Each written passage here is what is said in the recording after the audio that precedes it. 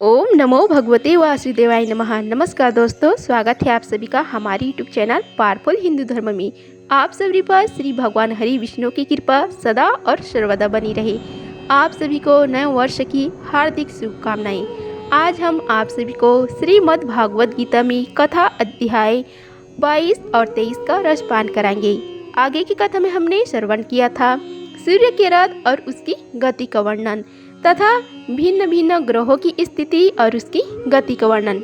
आज की कथा में हम श्रवण करेंगे शिशुमार चक्र का वर्णन। आइए रसपान कीजिए कथा का। श्री सुखदेव महाराज कहते हैं कि हे राजन, सप्त ऋषियों से 13 लाख योजन ऊपर ध्रुवलोक है। इसे भगवान विष्णु का परम पद कहते हैं। यहाँ उत्पान पद के पुत्र परम भक्त भागवत ध्रुव जी विराजमान हैं। अग्नि, इंद्र, प्रजापति, कश्यप और धर्म से ये सब एक अत्यंत आदर पूर्वक इनकी प्रदक्षिणा करते रहते हैं। अब भी कल्प प्रयत्न करने वाले लोग इन्हीं के आधार स्थित हैं। इनका इस लोक का प्रभाव हम पहले वर्णन कर चुके हैं। सदा जागते रहने वाले अभिव्यक्तिगति भगवान काल के द्वारा जो ग्रह और नक्षत्र आदि ज्योति गणना निरंतर घुमाए जाते हैं, भगवान ने ध्रुव लोक को ही उन सब के आधार स्तंभ रूप से नियुक्त किया है। अतः यह एक ही स्थान में रहकर सदा प्रकाशित होता है।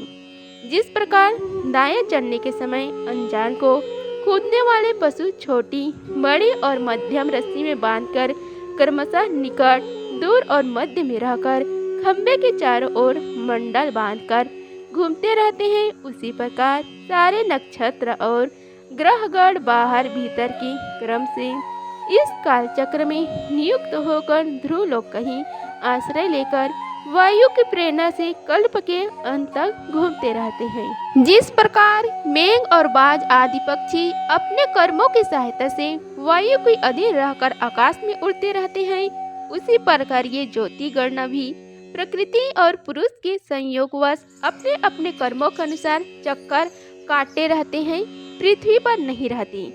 कोई कोई पुरुष भगवान की योग माया के आधार पर स्थित इस ज्योतिष चक्र का शिशुमार चक्र के रूप में वर्णन करते हैं।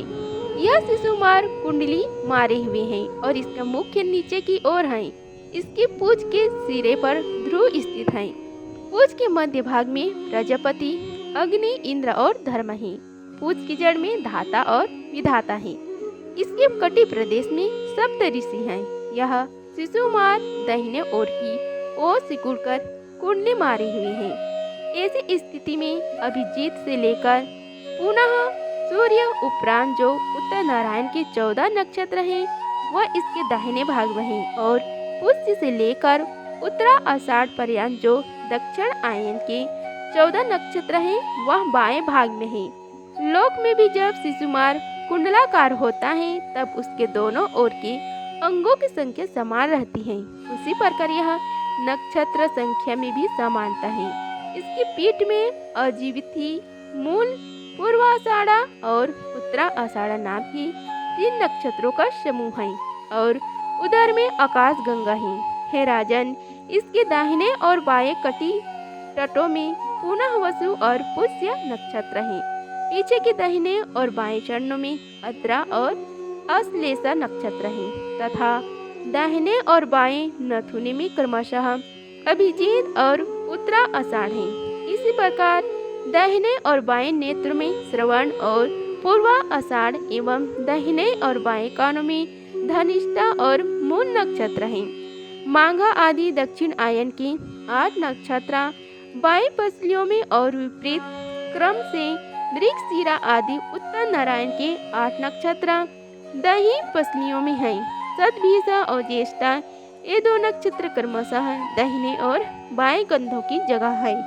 इसके ऊपर की थुतनी में अगस्त है, नीचे की ठोड़ी में नक्षत्र रूप यम, मुखों में मंगल, लिंग प्रदेश में शनि, कुकुर्त में बृहस्पति, छाती में सूर्य, हृदय में नारायण, मन में चंद्रमा, नाभि में शुक्र, स्तनों में अश्विन कुमार, प्राण और अपान में बुध, गले में राहु, समस्त अंगों में केतु और रोमों में संपूर्ण तारागण स्थित है। हे राजा, यह भगवान विष्णु का सर्वदेवमय स्वरूप है।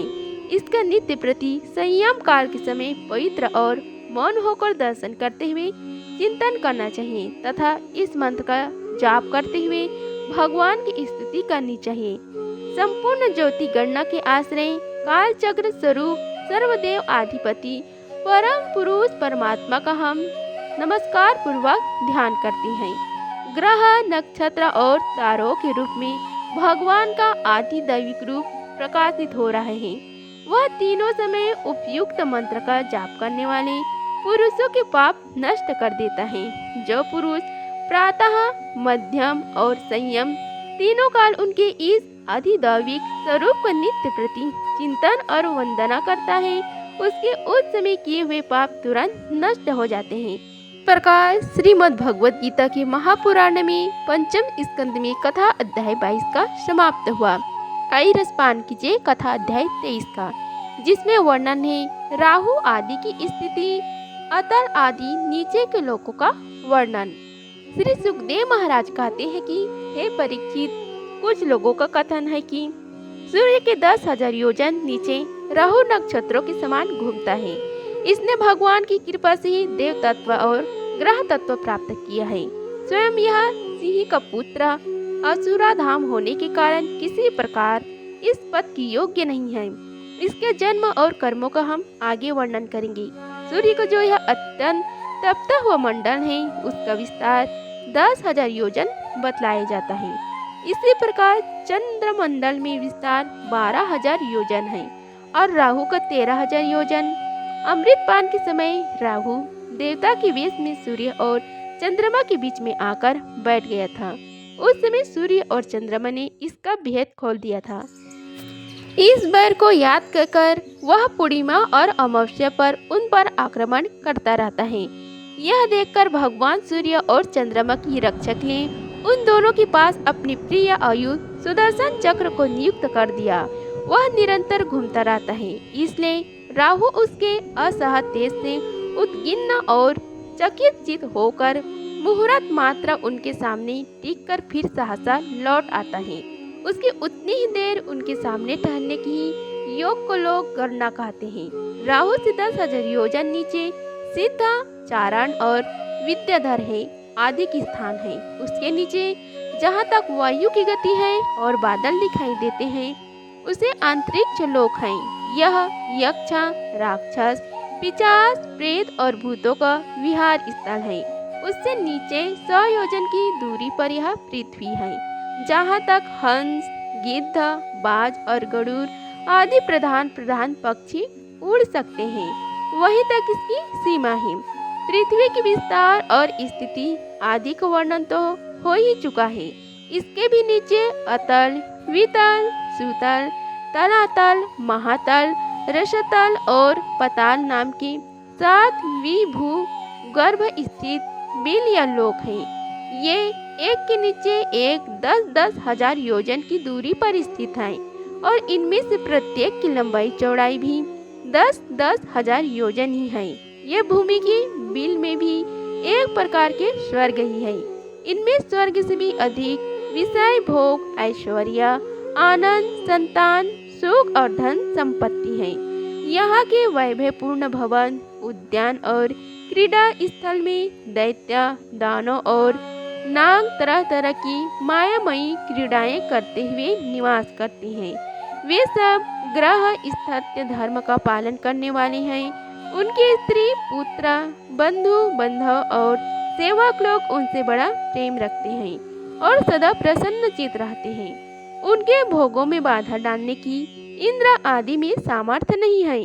हे महाराज, इन दिनों में मायामयी माया दानव की बनाई हुई अनेकों पुरियां शोभा से जगमगा रही हैं, जो अनेक जाति की सुंदर सुंदर श्रेष्ठ मड़ियों से रचे हुए चित्र विचित्र भवन, परकोटे, नगर द्वार, सभा भवन, मंदिर, बड़े बड़े आंगन और गृहों से सुशोभित हैं तथा जिनकी कृत्रिम भूमियों, फांसों पर नाग और असुरों के जोड़े एवं कबूतर, तोता और मैना आदि पक्षी किलोर करते रहते हैं।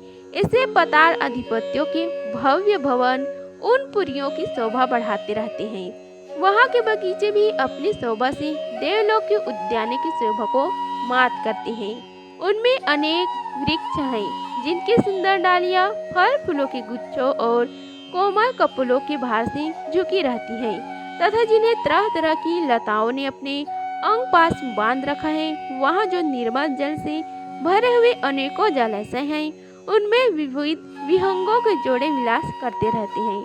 इन वृक्षों और जलाशयों की सुषमा से भी विद्वान बड़े ही शोभा पा रहे हैं। उन जलाशयों में रहने वाली मछलियाँ जब खिलवाड़ करती हुई उछलती हैं तब उनका जल हिल उठता है। साथ ही जल के ऊपर उगे हुए कमल, कुमुद, कुवलय, कल्हार, नीलकमल, लाल कमल और शतपत्रा कमल आदि के समुदाय भी हिलने लगते हैं।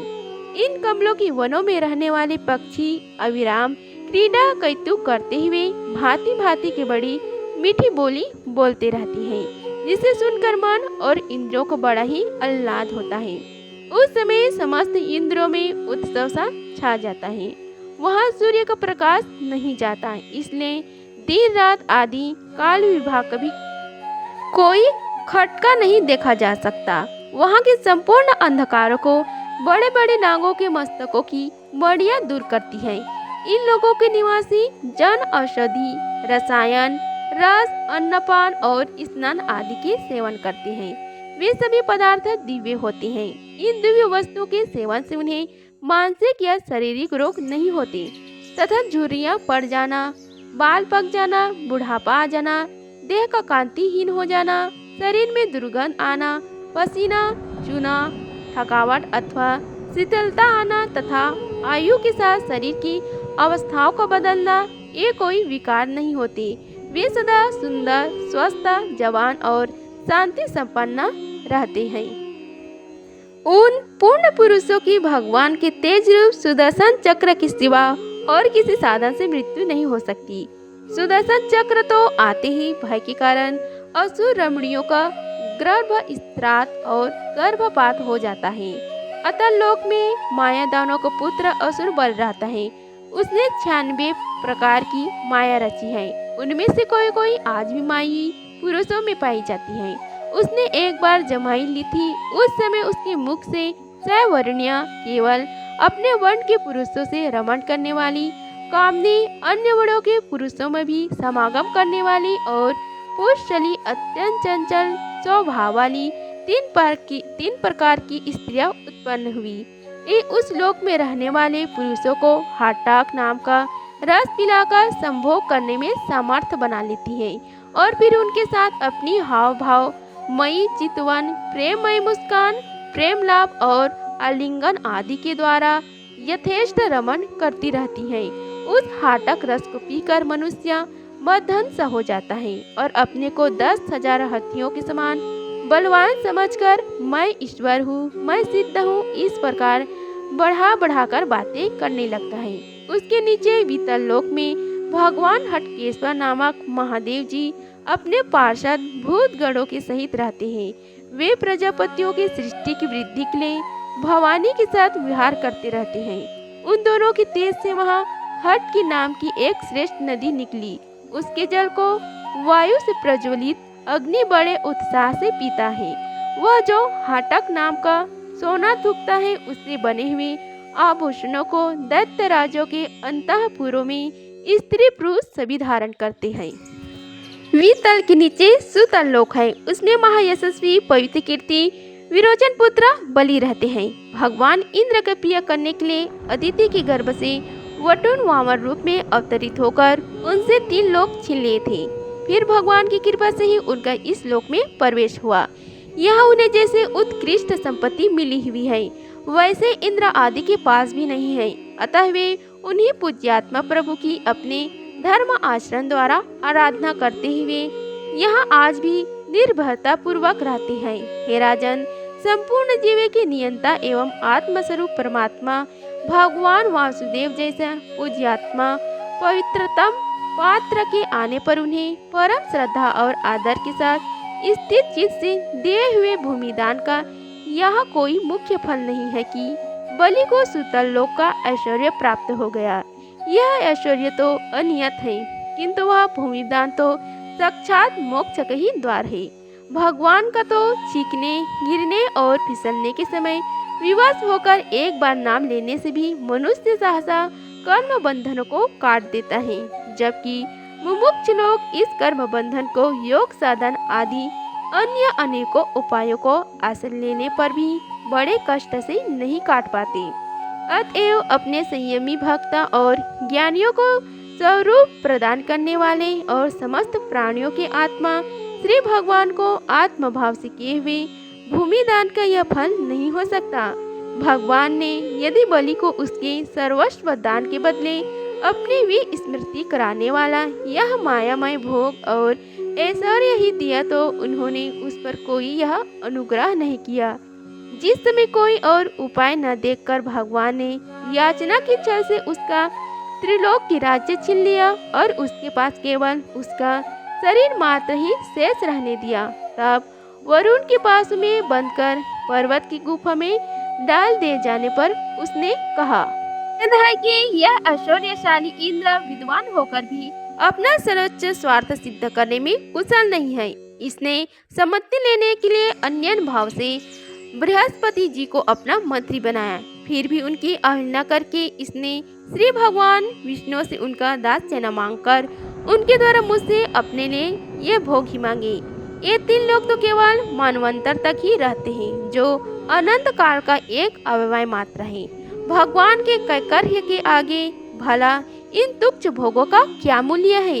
हमारे पितामह प्रहलाद जी ने भगवान के हाथों अपने पिता हिरण्यकश्यप को मारे जाने पर प्रभु की सेवा का ही वर मांगा था। भगवान देना भी चाहते हैं तो भी उससे दूर करने वाले समझकर उन्होंने अपने पिता का निष्काटक राज्य लेना स्वीकार नहीं किया। वे बड़े महाअनुभव थे। मुझ पर तो ना भगवान की कृपा ही है और न मेरी वासनाएं शांत हुई हैं। फिर मेरे जैसे कौन पुरुष उनके पास पहुंचने का साहस कर सकता है। हे राजन, इस बलि का चरित्र हम आगे की कथा में श्रवण करेंगे। अपने भक्तों के प्रति भगवान के हृदय दया से भरा रहता है। इसी से अखिल जगत के परम पूजनीय गुरु भगवान नारायण हाथ में गदा लिए सुतलोक में राजा बलि के द्वार पर सदा उपस्थित रहते हैं। एक बार जब दिग्विजय करता हुआ घमंडी रावण वहां पहुंचा, तब उसने भगवान ने अपने पैर के अंगूठे की ठोकर से ही लाखों योजन दूर फेंक दिया था। सुतलोक से नीचे तलातल है, वहाँ त्रिपुरा अधिपति दानवराज यम रहता है। पहले तीनों लोगों को शांति प्रदान करने के लिए भगवान शंकर ने उसके तीनों पुर पर भस्म कर दिए थे। फिर उन्हीं की कृपा से उसे यह स्थान मिला। वह मायों का परम गुरु है और महादेव जी के द्वारा सुरक्षित है, इसलिए उसे सुदर्शन चक्र से भी कोई भय नहीं है। वहाँ के निवासी उसका बहुत ही आदर सत्कार करते रहते हैं। उसके नीचे महातल में कद्रों से उत्पन्न हुए अनेक सिर वाले सर्पों का क्रोधवश नामक एक समुदाय रहता है। उनमें कुहुआ, तक्षा, कालिये और सुशेषण आदि प्रधान हैं। उनके बड़े बड़े फन हैं। वे सदा भगवान के वाहन पक्षीराज गणेश जी से डरते रहते हैं, तो भी कभी कभी अपने स्त्री, पुत्र, मित्र और कुटुंब के संगम से प्रमद होकर विहार करने लगते हैं। उनके नीचे रसतल में पहाड़ी नाम के दैत्य और दानव रहते हैं। ये निवात, कवच, कालिये और हिरणपुरी वासी भी कहलाते हैं। नीचे रसतल में पहाड़ी नाम के दैत्य और दानव रहते हैं। ये निवात, कवच, कालिये और हिरणपुरवासी भी कहलाते हैं।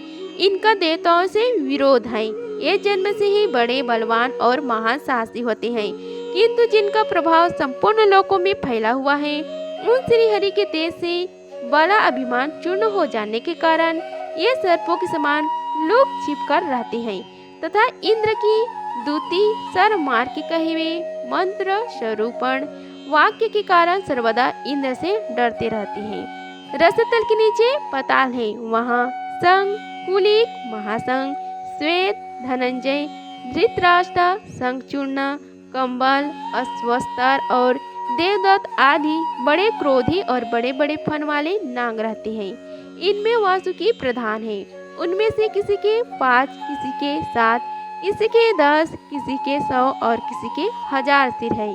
उनके फनों की दमकती हुई मणियां अपने प्रकाश से पाताल लोक का सारा अंधकार नष्ट कर देती हैं। इस प्रकार श्रीमद् भगवत गीता के पंचम स्कंद में कथा अध्याय 23 का समाप्त हुआ।